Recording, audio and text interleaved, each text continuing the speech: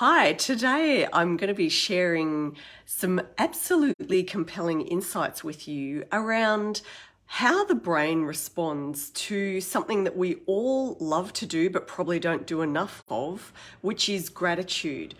Could the practice of turning your attention to feeling grateful and not just saying it, but to really feel it and go into that space, could that actually be a powerful coping mechanism to help you to build greater resilience, to overcome procrastination towards your goal? And often by this time in the year, in January, people have actually started failing on their New Year's resolutions and things like that. You know, on this page in this community, we're not huge on resolutions because we are just working on long-term, ongoing changes for the better in our lives and being very aware of what we're experiencing, that present moment awareness enabling us to have goals that are continually, month to month being reflected upon. So I hope you aren't relying on the 1st of January as being a magical tool to help you achieve your goals. Today, I really want to share with you how you can actually use scientifically proven methods to really flip your success when it comes to moving through difficult change, breaking habits that you've really wanted to change for a long time. So if you haven't met me before, my name is Lee White, and if you are not following the Lee White Transformational Coaching page, be sure to follow that and be receiving these Transformation Thursday videos and education every week that I'm able to do that. So it's one of my favorite things is living life through a real heart and mind approach. So if you can imagine that very heartful, compassionate, nurturing and creative aspect of ourselves really melding with the mind side, the thoughts, the strategy and the focus on the steps that we sometimes need to take. When these two come together, the heart and the mind, there really is no limit to what you can create for yourself when you're ready to be taking responsibility for managing that that alchemy, that real alchemic process of when you start to apply awareness of your emotional state, the way that you're feeling, the thoughts that you're allowing. So notice that it's not the random thoughts that just keep coming at you. You know, the brain is just like this thought machine, usually out of control, throwing all sorts of very challenging perspectives at you often. When you are more in a state of being really aware of your thoughts and making decisions as to whether you're going to accept a particular perspective as yours, or if it's just kind of mental chatter, that is where you can really see a big difference between what is helpful for you and what is not. So bringing together the feelings that are really helpful and the thoughts that are really helpful. This is that alchemy process that you can create the change and the ongoing sustaining that change in your life to transform your life in the way that you want to be living, the life that you want to be living. So we think of it as alchemy, where you're turning something very simple into something that's brilliant through using your combination of your feelings and emotional well-being, and that with the thoughts that you're allowing and the thoughts that you're choosing and directing your attention to. This is the key. And in some schools of thought, it's called an electromagnetic process that we are engaging when we're really careful of the thoughts and feelings. But I'm going to focus your attention very much on building resilience.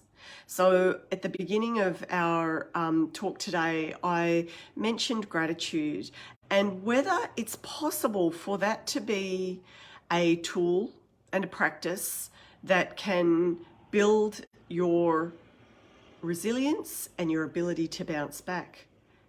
Could that be? So in the learnings I've been applying and going deeper in, it absolutely can be. And I'll explain why. When you really take your goal and you understand that waiting for the right feeling to work on that goal relies on you feeling motivated. So it's a bit hit and miss. But when you become a bit more aware of thoughts and aware of your state, your more mindful present moment awareness, and not thinking too far ahead and not reflecting too far backwards when you're trying to keep your, I use the word trying because, nobody's perfect. We can dip in and out of this, but aiming to keep that awareness in the current state of your life.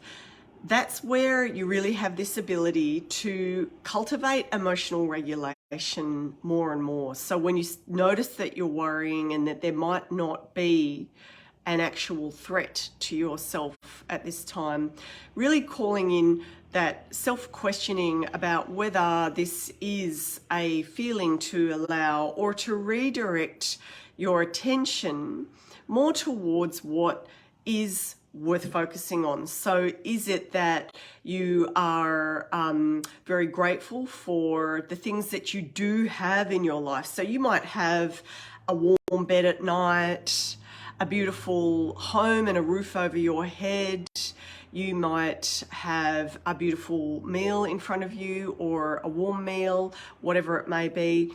And you can build from there. Those are simple, basic needs, but you also might have a person in your life that cares about you, or an ability to know and understand that you aren't alone in your life, and you've got different things to feel grateful for.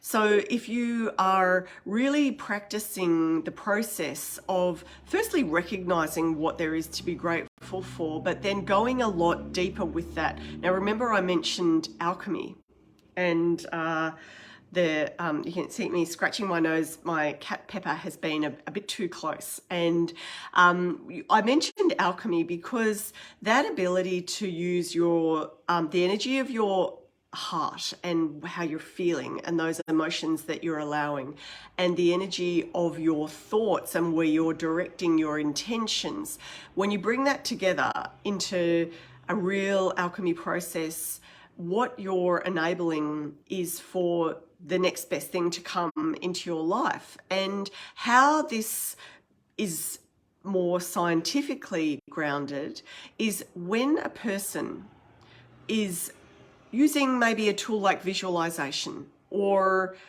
they could be journaling, but they're planning what they want in their life. So they're goal setting, and they're in the process of, they've identified the goal and they're working on that goal. So they're being in their present moment awareness and not waiting for motivation to happen, and they are focusing and applying themselves towards this goal. So they're taking action. They're not just thinking about it going, yay, can't wait for that new thing to come into my life. They're taking action in that area.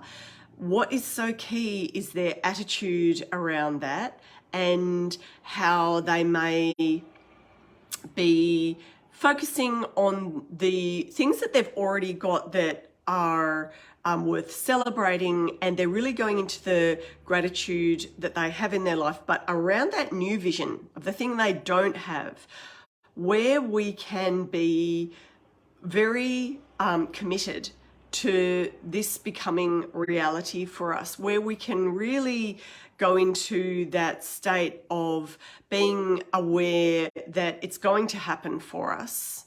We are committed to the outcome, and going into the state of gratitude for having it, receiving it. What happens is the brain will as you're feeling, and you might be visualizing or writing or whatever way that you use to cultivate that state of the feeling, while you're doing that, what's happening to the brain is totally not magic. It is the brain producing hormones that make you feel really good, hormones that will help you to really match a feeling with those thoughts of, let's say you wanted a new car and you knew that that was going to happen and you were going to make that happen, and you were taking action and you were doing your research, you're making connections, you're doing all the things you need to do to make that car come into reality for you, and you were committed to it's going to happen, absolutely, it's on its way.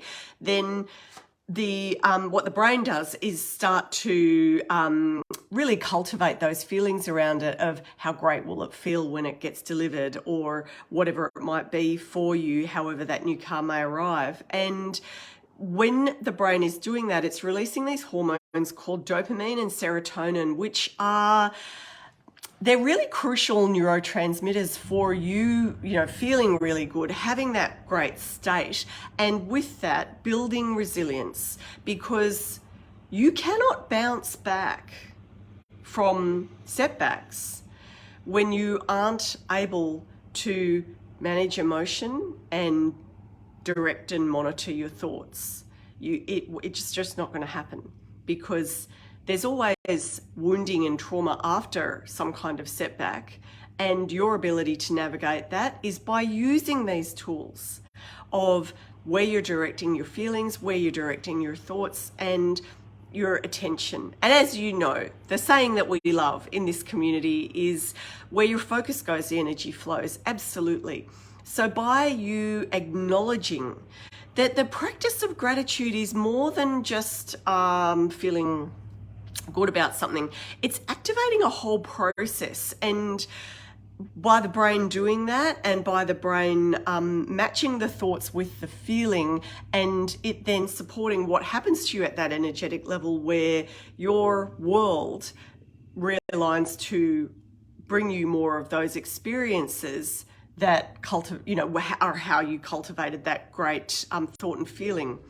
And the interesting thing about this science is that the gratitude can be you projecting that towards something, or it can also be, it's also measured in how, when we are receiving gratitude, so somebody is showing us their gratitude in a way that's meaningful for us, then it too will generate the process of the dopamine and serotonin being emitted from the brain. So as much as people may not be understanding the full extent of why gratitude works so well, and why professional athletes, why I always refer to them, because their lives are so focused on training and on directing their thoughts and on things they will allow and won't allow into their realm. And anyone that is successful in the thing that they do, or in living a good life, which is a thing to be working towards and being successful at, because it does take a bit of effort and responsibility and discipline. Those things are very tied in with the thoughts that we allow, and the feelings that we allow, and the practices, and the way practices we have, and the way we respond to life. It's more than looking on the bright side. It is about that gratitude and really going into that energy. And I'm going to be sharing with you a tool that has been really useful to me and a lot of our community, which is the diary and calendar and cards and all of the things that are gratitude tools that you can use. So I'll be sharing some of that.